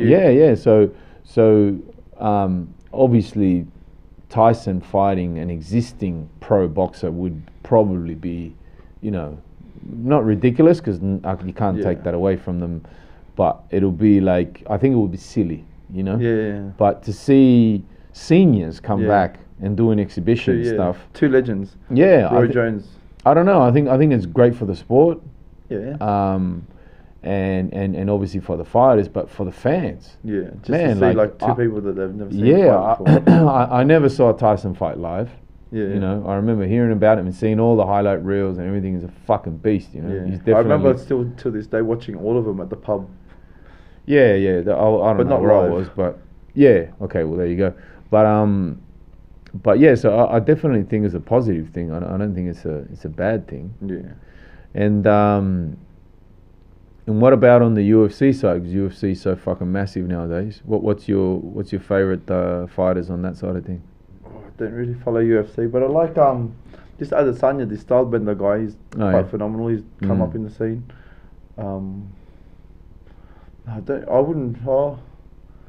Anderson Silva at the time, I really liked his style. Some of the old school people, you know, like George St. Pierre. Yeah. Who else? That would be the most stand-up ones, like that I used to watch, like George St. Pierre, Anderson Silva. Yeah. And besides Zoo, local people, we've got our friend the Whitaker. Whitaker. Yeah, Whitaker. But in the boxing, in the boxing ring. In the boxing ring, the local. Yeah. Yeah, only Costa Zoo at the Tim Zoo, sorry, at the moment. Like, Yeah. Tim Zoo, and George Cambosis, he's on his way up. George, man, yeah, we George met him briefly Cambosis. at Nick's birthday. Yeah, Nick's the other birthday. day. He actually came down to my gym once, just to come for a visit. Yeah. Took me on the pads real quick. He's a beast, right? Yeah, he's number 3 in the world. Wow. Shout out to George, man. Fuck. I met him real brief, but you can tell a lot by Yeah, very how nice a guy, person. straight stand-up guy. Yeah, you could Funny just tell guy, he was, good, you know, good teacher, good trainer. Awesome, cool, yeah. Took me on the pads real quick, showed me a few little things, Yeah. which was quite cool. Just to have somebody like, even somebody from like number 3 in the world, I'd never think in my wildest dreams someone that will come and visit and just to see it and what and Yeah, come just say be hello. around and be in the presence of Yeah. and get inspired by, I guess, yeah. Yeah. I heard briefly from Nick, he spoke very highly of him as well. Yeah, very nice guy. He was there at the 40th. Yeah, that's right. We'll try and get him on the show, man. George, if you're out there, man, you want to join us, hit a brother up, man. Exciting times for him, right? Because he's on his way to becoming a world champion. Yeah, he's probably one fight away from a title fight, no? Yeah, but they've got the Rona happening. But well, you got to ruin the conversation. But we were doing so good. But no, yeah, that's the only thing that's stopping him now. Yeah, and that's the only thing that's stopping everybody else from doing things. Yeah, I guess. And also one of the brothers I know who's been very influential for you is Jason, right? Our boy Jason. Yeah. I've been friends with him for a good 8 years. Yeah. And funny enough, it was because of fighting again, because of boxing.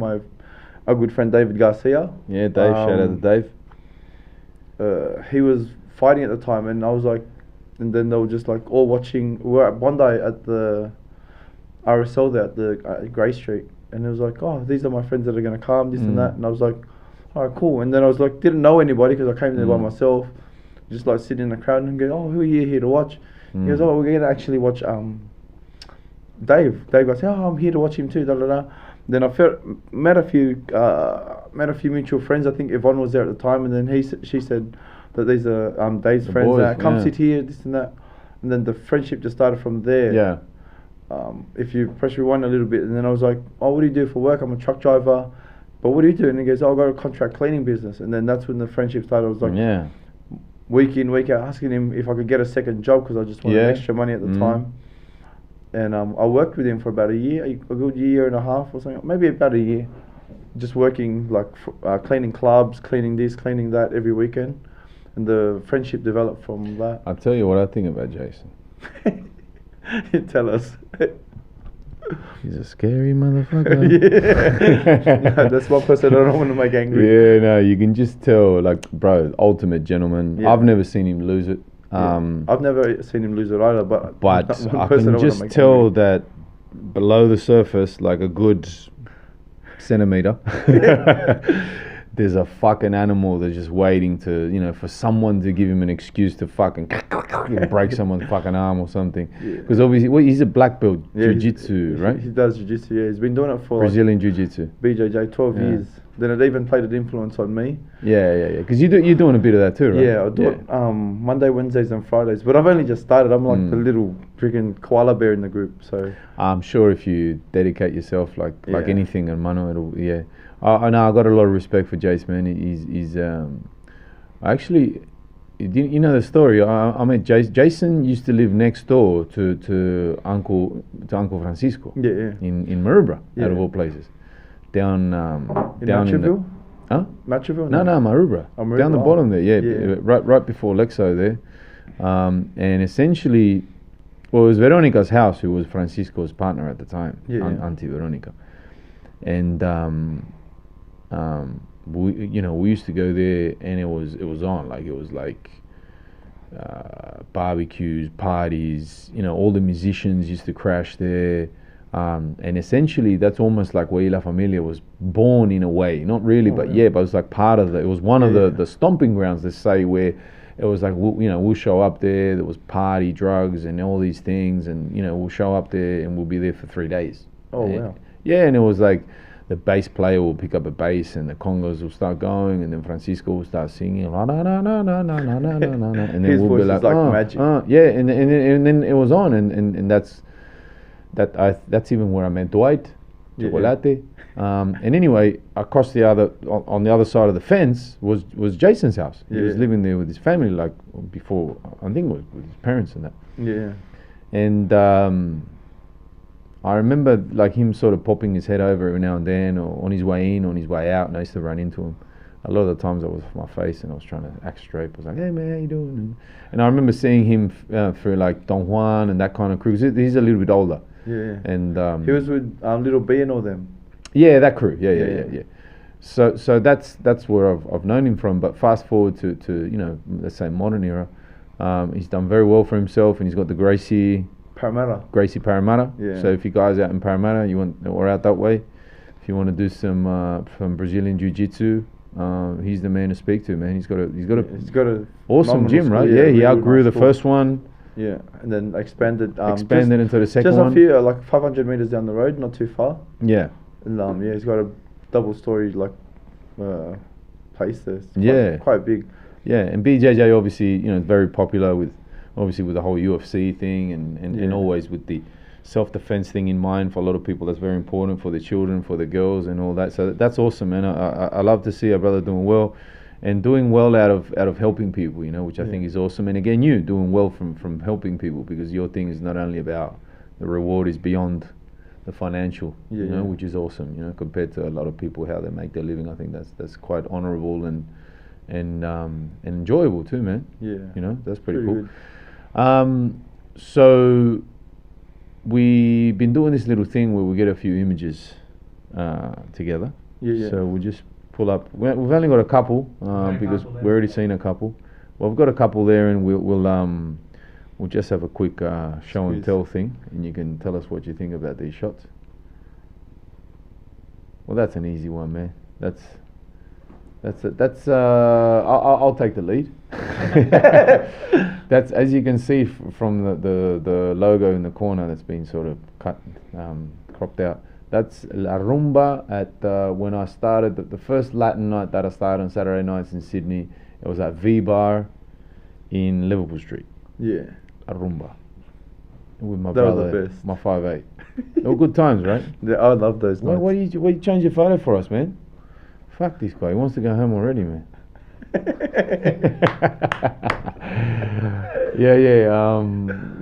That's after obviously just after the whole tequila thing and all that. So always my shadow, my 5'8", with me, following me around, man. We didn't know what the fuck we were doing, were we? No, that's when things started getting better. Slowly. Yeah, you're right. 3 years into life. I think 3 years from jail. Yeah, about that. Yeah. You're not wrong. Slowly. Yeah. Get like better clothes, better fashion. Yeah. Is he pouting his lip spot? Yeah. He's doing the duck face. Yeah, he's doing the duck face. But you gotta do what you gotta do, man. That's a good photo. That's awesome, man. Yeah. Good memories. Look at the guns. Wow. I need to get back in the gym. That's coming. Oh! That would have been me at, I think, 5. In the fields, right? No, here in Australia. That's when we first landed. Ah, okay, cool. freshly right. So this would have been in Maroubra already, or no? That's Kenzo? I think that's at my auntie's place or my family friend's place. Okay. And my mum took a picture. I don't know when. I can't remember where, but it's not at home. Oh, it's not at my house. There's 2 things I noticed in this photo. Number one, we did a podcast with DK, and he had the same haircut. You had the same haircut, and I had the same haircut. So we can pretty much assume that the bowl haircut is not exclusive to any culture or any people. It was worldwide. It was kind of for the barber, and it's the Beatles look as well at the same time. And the second thing I think is, motherfucker, look at those hands. Jesus. Freak! What the fuck? No wonder. Look at the size. Fuck. Look at these niggas' hand. Put your hand out, man. Where? Out now, so people can see it in that camera there. Where Just go like that. Jesus! Alright, next photo, please, Paulie. Oh, yes. shit. The welcome home. Yeah, that's me. John Lungy. Yeah, Lungy, man. He's looking fresh there, bro. Yeah, this is 2010. Yeah. Yeah, I just got out. Love the smile, but the smile. Yeah. Josh Neves smile. Yeah, he's It's the like only one fucking hell, smiling. thank God. Yeah. He's out now. I've been waiting for this day. Yeah, It's like- I'm doing. I don't know what I'm doing there, but I'm pounding now. Yeah, I was going for the that look, and Lungi looking fresh. Lungi, Yeah. of course. Shout out to John, man. He's actually been helping me out a lot here on the land, man. You know that because he's Yeah. living with us here, Yeah. La Finca, and this room, man. Pretty much made, painted. Yeah. So him and Paco, which Frank Godinez, another one of the Life brothers. I have to shout him out because they helped me out a lot with the painting and even putting up the panels and the acoustic panels and simple jobs and sometimes big jobs like actually the paint and stuff. Microphone so- checks as well. Microphone checks. He stood in. He did all the modeling as well, so we could get right. the light right and the angles Right. and everything. So John Lungi, shout out to the brother. I love you, man. Now this. Yes. Medellin. Yes. I don't know who You this can like read. is. Hey, I think that's hey Manuel. Hey, Manuel. There's a grasshopper in He's- there. I think- I thought I'd just take a picture with this random statue. Yeah. Well, look, it's. I don't think technically that's Juan Valdez, the famous. Juan Valdez is. I don't want to get this wrong because I don't know the real story, but the most famous coffee kind of brand, but also like chain of. It's like Starbucks. Oh, really? Actually, Starbucks tried to open up in Colombia and they fucked them off. Oh really? Yeah, I can't remember exactly the story, but they tried, and I go to Colombia a lot, so I hear these things from the brothers and my friends there. But so Juan Valdez is that guy that you see with the donkey and the big sacks of coffee, and he kind of looks like that, like the campesino, the country, the farmer kind of look. But so we went to Colombia when last year, Last year. yeah, 2019. 2019. Yeah, yes. It good was times, yeah. Yeah, it was good to get out, man. We've done Thailand together a couple of times. Yeah, it was actually one of my first experiences to go overseas with you. Yeah, Like with a friend instead of like with anybody, I guess. yeah. I've not travelled much at all. Yeah, that was cool, man. Back in the It was day. me, you, Pavel, Pete. Me, you, Pavel, Yeah. Pete, and Yeah, Harvey. Harvey, Yeah, that was awesome, man. and having a memory blank now. Whoever was there. Fede, no, Fede. No, Fede. Yeah, well, Fede, man, is there, man. Yeah. Fede, shout out to Fede, man. Te queremos, hermano. Yeah, we should do it again sometime soon, man. That was cracker. Right. They said we have to like dress up with something that we were like good at. So maybe Not good boxing at, kangaroo. not good at. No. Not good I at. remember this day. So this is this Jessica's birthday? Yes. Because this is Lito's place. Yeah, Lito's place in Waterloo. Yeah, okay, cool. So they say dress ups, Yeah. right? It was a dress up thing, whatever. So as you can see, I was a matador, no? I was a Yeah. bullfighter, no? Or something. Yeah. You. I was a bullfighter. Yeah. Sebi clearly was dressed as a A lad. no, lowly paid DJ. That was his costume for the night. Shout out to DJ Sebi D. And you were in your normal clothes because you were all shy about this fucking kangaroo outfit. And then it's like, dude, go put your outfit on. And you walked in with this kangaroo outfit and you were uncomfortable as fuck. I could just tell you were like nervous and I don't know what. And it was you were cooking in there too, right? It was really hot. Yeah. Yeah. Anyway, so that's what it is. And I obviously thought I saw his tail, and the first thing I thought about after a few drinks was, it's a fucking penis. So in my mind, here I am grabbing a kangaroo dick. It's huge, and that's as close as it got to my head. Man, shout out to Lito and Jessica. I hope Lito is coming home soon and never looking back.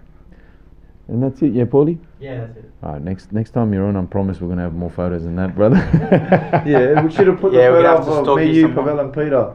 Where's the Colombian one? The profile picture I had before. Should have put that one up. Here we go. He's already making demands, brother. I told you about bringing these rough heads on, man. Yeah, he wants a trailer as well next time. Yeah, he wants to try. He wants a Makeup. build up. He wants a build up. He wants to walk out with his boxing robe and an introduction in a song and everything. Fucking hell. Back to Naui. No, but a cool thing that I remember we often sort of bring up is obviously you know when we were inside we used to talk about dreams and coming out and we're gonna do this. See, I knew you were gonna bring that up. Yeah. Yes. Cause that was cool, man. I know you've told the story a few times, so have I. But yeah, one of the nice things is talking about those things and actually doing it. Yeah. So yeah, man, it's been a fun ride. Yeah. One of the things that stood out to me the most was when you said like, obviously I'd only just gotten in, and after you'd already done 7 years, so you kind of like not know what it's like outside. Like, and you telling me like, you know what? When I get out, I'm gonna sell my story, and I'm gonna be shoulder to shoulder with some of these big stars. You know, these big stars like this artist and that artist. And I'm thinking, you're gonna be dumb. What are you talking about? What's his jailbird talking about? I was like, out of respect, obviously, I wouldn't laugh at it. Like, I had a little giggle, but I wouldn't, like, I was thinking, dude, you're not going to be rubbing shoulders with no stars. Who the hell want to know us? Because, like, obviously, like, at the state of mind at the time, I was only just coming off, like, I was using the jail time to get off the drugs and clean myself up. So I was still, like, in a low point, at a low point in my life, but a happy point in my life, obviously, because I'm with you. But, yeah, talking about, like, what we're going to do when we got out, and we'll obviously, like, all of these things come into pass slowly. The traveling, the seeing of the people. What else? Lots of things. I'm just having a memory blank now, but like a lot of no stress, man. I know what you're saying. Yeah, but a lot of the things that we spoke about, like and that's pretty cool, man. It's those kind of stories that you tell your kids and your grandkids. Yeah. But no, man.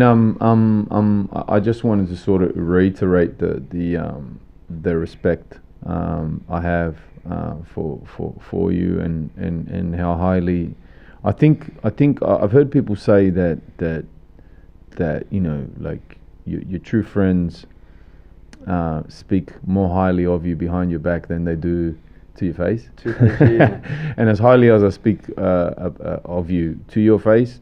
When I speak to others, I'm very proud and I'm very compliment giving because you've done an amazing job with your life, and even though we can always do better, and we will, we're gonna try and do all that. I guess. You know, I think definitely you've put yourself on the right path after all those deviations. Yeah, 100%. But speaking of which, some part of that journey was ayahuasca. Yeah. Because you've been with me out to the land a couple of times, haven't you? Yeah. Twice, to drink. Yeah. Twice I went. I often speak about it, as life changing and magic and everything else. But what was the experience like for you? Tell us about your journey with ayahuasca. From your end. The first time I tried it, I really didn't know what it was about. I didn't go there with an open heart because obviously, like a lot of the times you show me something and I'm like, dude, you're gonna come and do this thing and this is what it is, and I'm like, yeah, whatever. Whatever. I'll just go. I know you're not gonna throw me underneath the bus, so I'll just come along, kick along with you. And I didn't really know what to expect at the time because I didn't really know what it was. But then I got to meet the shaman there and the teachers there, and then I remember drinking it, like going through with the singing and all that stuff and the chanting, and I remember drinking it and I was like, dude, my ADD is gonna kick in and I'm gonna get real bored and I'm gonna get real fidgety and everyone's just gonna get angry here. And I drank it and I just lying down and this is not real. Nothing's gonna happen. Yeah. What's this room? It's dark as I can't even see anybody. Yeah, we've been and I'm lying down, and then 20 minutes later I was like, wow. Boom. Everything's just like seeing visions. Yeah.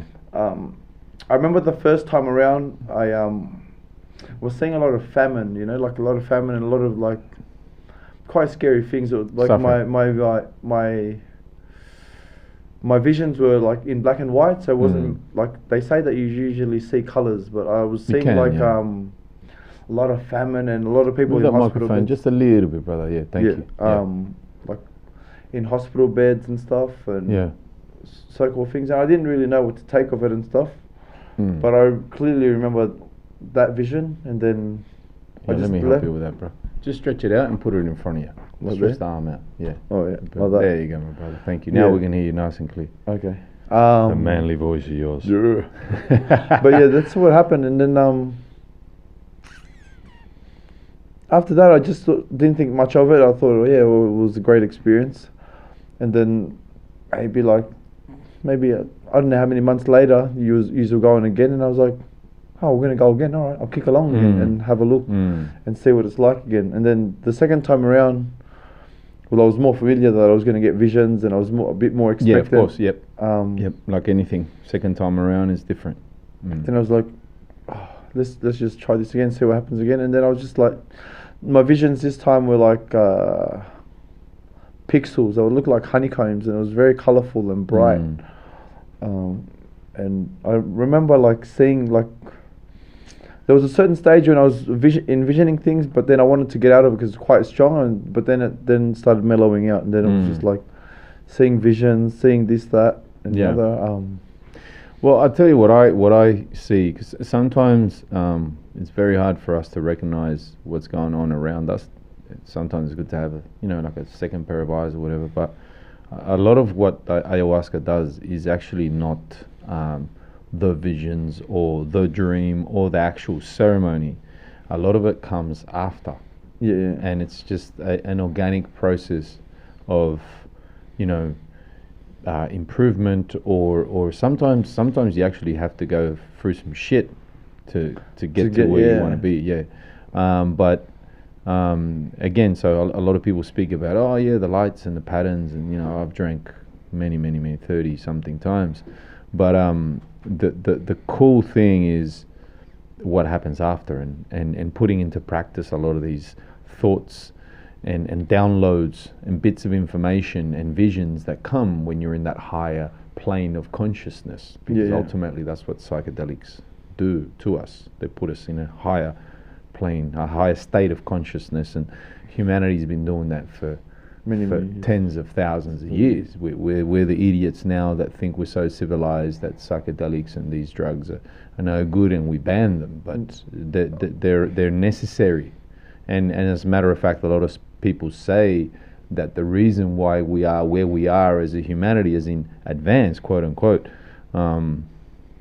is due to psychedelic substances. That they've opened up the brain, all these different parts of the brain, and they've brought us to where we are today.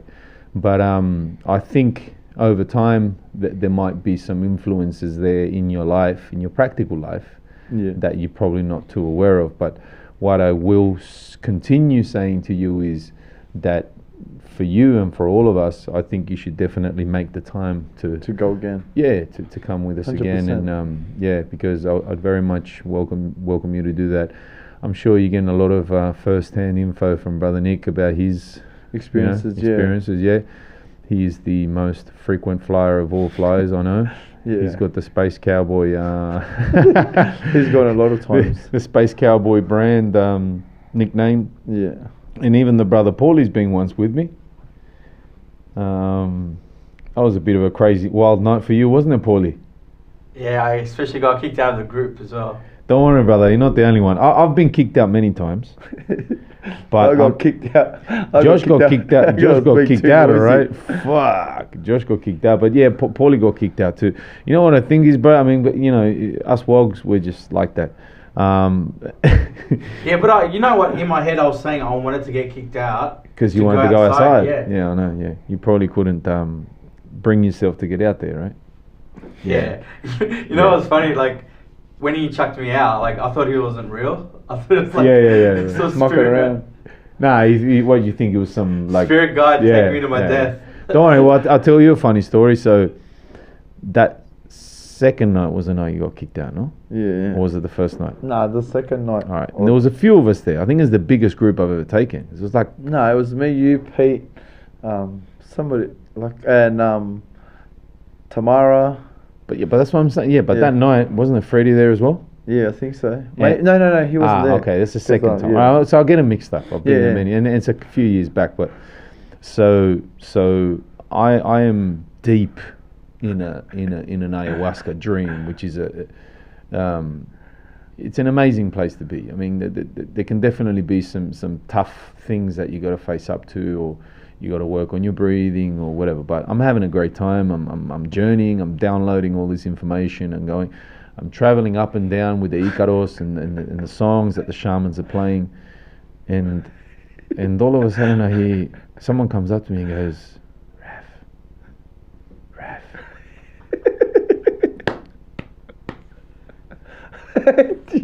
What? Raf, you gotta talk to Josh. I'm like, what? And now I'm coming down from this mountain. I'm not even on a mountain. I'm near the moon, brother. Yeah. And I'm coming down slowly, you know. And then, Raf, you gotta. And it's a woman.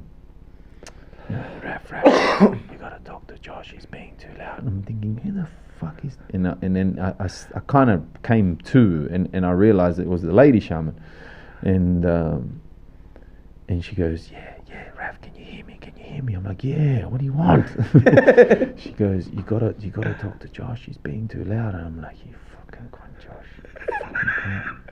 Ruin my fucking and then I can hear you, because now I'm in the present, and it was silent. They stopped playing music, which is the worst thing too, because you can hear everything. You can hear people's breathing and vomiting and shit. And so I'm like, and you're like, Rafi, where are you?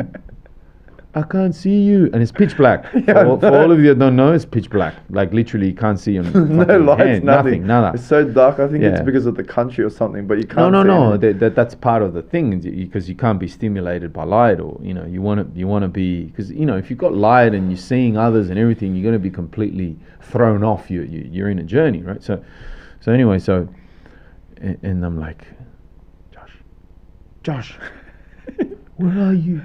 I can't see you. Rafi, where are you? And you're like two people over, so it's not like I can reach over and go, shut up. And I tried moving, but I couldn't move, but I was jelly. Yeah?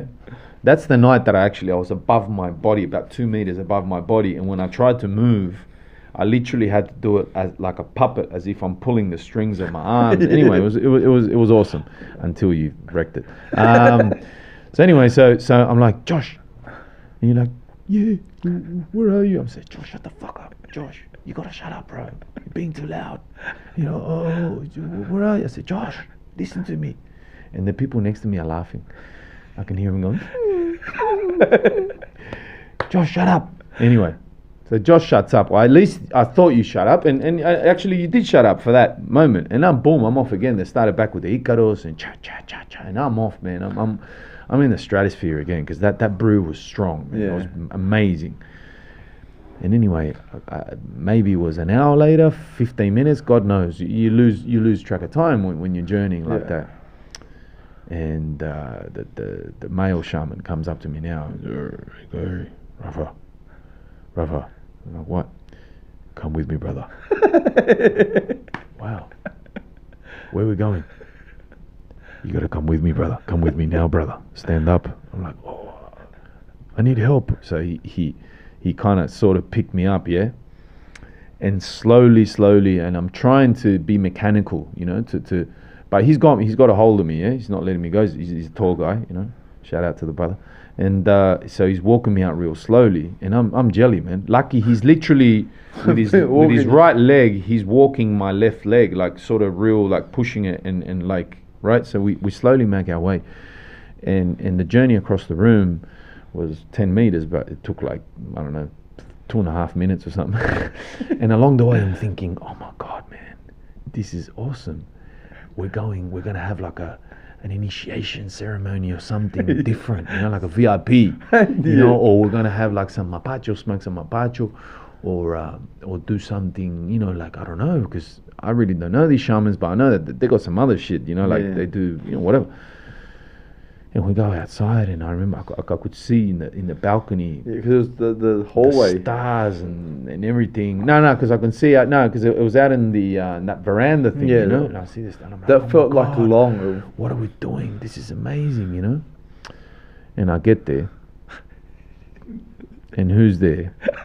Fucking Josh Lim, fucking boxing, sitting down, and they go to me, Raf. I go, what? and it was that lady shaman was there. She was kind of looking after you, and they go to me, "You got to look after your friend Josh, yeah? You got to look after him. He's being very loud. You got to look. You got to help him. You got to help him, yeah." And I can imagine my face because I was like, anyway. So I go, all right. So I went and sat down next to you. It was freezing, freezing. Middle of winter in very, very cold. Baffert, what was it? Anyway, it was like down south somewhere. Somewhere. Freezing. Yeah. And I sit next to you, and I remember, and they gave us a blanket, yeah. So we're a little bit warmer, but we were still freezing, local. So I remember literally, and you were freezing too, even though you weren't fucking responding.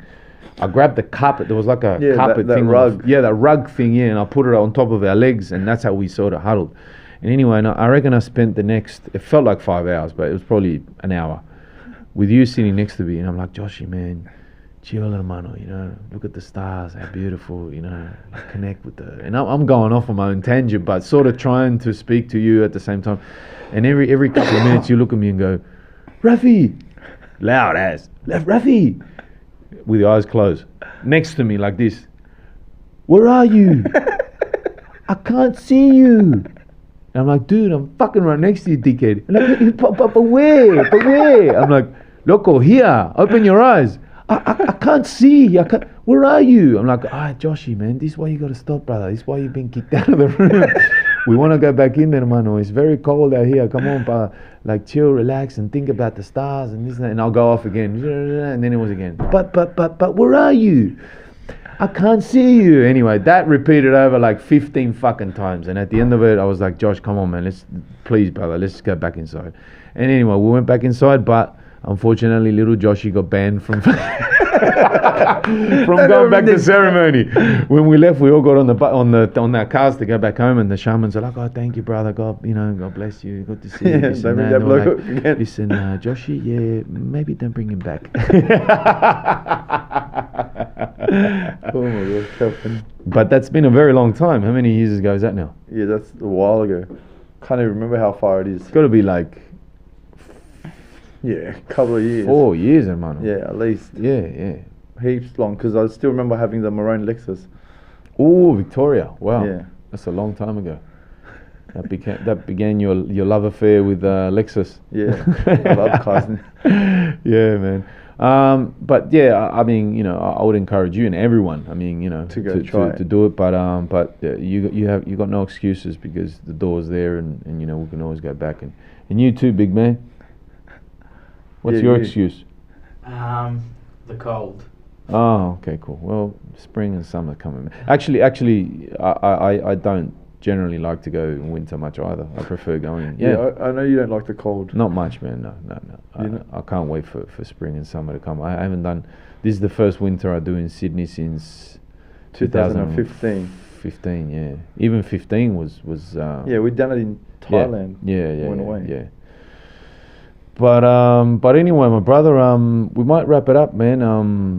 Unless there was anything else that you wanted to share with us that we might have missed, or anything that you know. I have a question.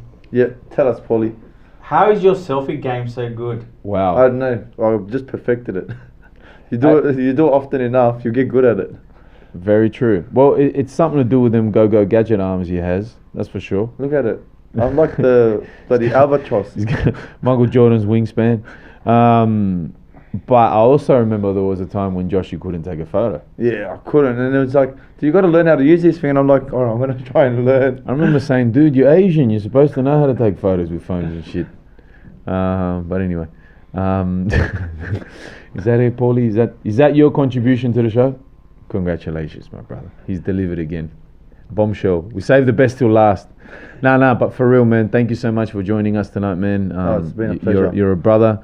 You're a pleasure to be around nowadays. Maybe not so much in the past, but nowadays you're an inspiration. You're an uplifting force, and full power to you, man, to continue to keep doing what you're doing and inspiring others to be the best versions of themselves. To train and to self-defense and to find out all those things that they didn't know they had in themselves, and they're achieving it, and they're losing weight and getting fit and strong and feeling better and looking better, which in turn is comes back feeling better. Yeah. So congrats, my brother. Onwards and upwards. Anyone interested in doing some boxing or some general just fitness stuff? Jocelyn Boxing on Instagram, Jocelyn Boxing on Facebook. Yeah. You can find him very easily. He's a social media whore. He does 25 fucking stories a day, but they're all quality. And there's people, doing their thing, positive. None of the other rubbish that a lot of people put up. But anyway, man, salud, mi hermano. God bless. Thank you so much. Salamat. Gracias. Thank you so much. And man, and I know you're going to be back sometime soon for another show for sure, man. Yeah, You'll be 100%. around, and whatever you need from me, you always got my full support, my brother. So thank you again, mi hermano. God bless. A big shout out to my brother Raf for getting this whole thing together with his sidekick Paulie. Yeah, man. Thank you, my brother. Thank you. You've been an inspiration to my life and many lives of others as well. Thank you, my brother. God bless. And everyone, to everyone that's listening and to everyone that's watching, I'd just like to say thank you on my behalf. Yeah. And you've all your hard work's been everyone's enjoyed a lot, so much, and it's changed my life, Pavel's life, Ruben's life, and everybody else that's around us. More than them, everyone that's around you is their lives just changing because of how you're living. Thank you, my brother. God bless, man. It's from the heart. Yeah, 100%. Always, man. I've been one of the biggest ones that have enjoyed probably a lot of the things because I've always been by your side. But man, I'm very grateful for it. Thank you. I always say to you, and you always say no, there's no need to, but there's always beautiful. You should always be grateful for everything that we Thank you, man. Appreciate it, Joshy. God bless, my brother. Thank you, man. Thank you. All right, man. We'll wrap it up. Thanks for your time. Thanks, guys. Thanks, Paulie. We'll see you around. Gracias. Thank you. Woohoo! Josh, live.